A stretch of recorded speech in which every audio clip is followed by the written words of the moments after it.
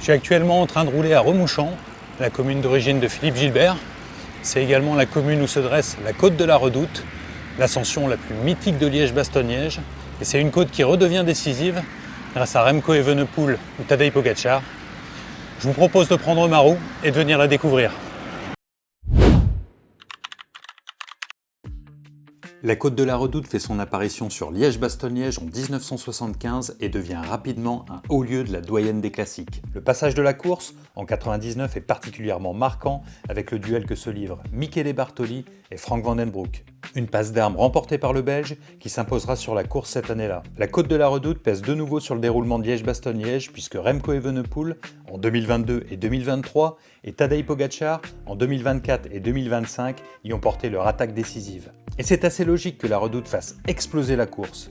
Avec 1600 mètres à 9,4% de moyenne, ça représente un sacré défi, même pour les professionnels, après plus de 220 km de course. La première partie, en longeant l'autoroute, est relativement abordable avec 1000 mètres à un peu plus de 8% de moyenne. Mais une fois la courbe à gauche passée, c'est un enchaînement de murs et de replats avec 600 mètres à plus de 12% de moyenne. La côte de la Redoute est un des lieux les plus mythiques du cyclisme et on comprend vraiment pourquoi quand on l'escalade. Alors une fois qu'on est passé sous le pont de l'autoroute, ça commence à monter, même si à partir de la sortie du village de Remouchamps, c'est déjà un faux plat. On peut déjà arriver au pied de la Redoute très entamé si on ne fait pas attention.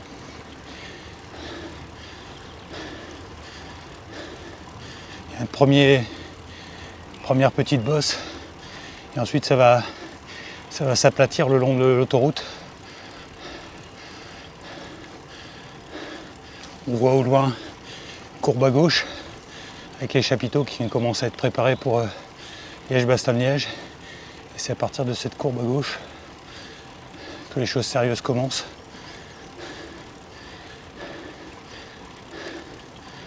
Une fois qu'on a passé la courbe à gauche, ça dépasse tout de suite les 10%. On a un premier petit mur qui passe plutôt bien. On voit tout de suite derrière qu'il va y avoir un replat. Mais ce petit replat est annonciateur du mur principal. Là, dans ce mur, il faut vraiment s'employer. Impossible de le passer assis sur la selle. Ça monte crescendo. On voit tout au bout le passage à 20%. On essaye d'en garder.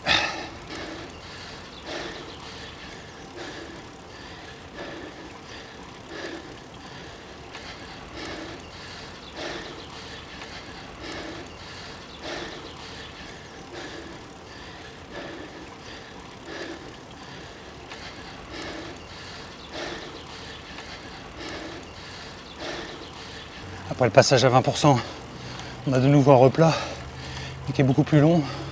Enfin, ça paraît être plat parce que on vient de passer le passage à 20%, mais en réalité c'est loin d'être plat. Ça monte encore. Si on veut se faire très mal, on peut, mais il vaut mieux éviter parce qu'il y a le mur final où là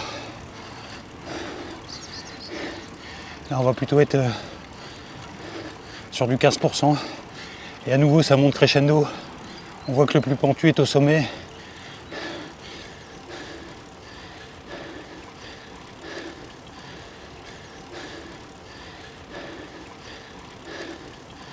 Il faut de nouveau se mettre debout sur les pédales et de nouveau tout donner pour réussir à s'arracher. Mais ce mur, c'est le dernier. Après, si on part à droite, c'est une descente. Et si on part à gauche, c'est un très long faux plat.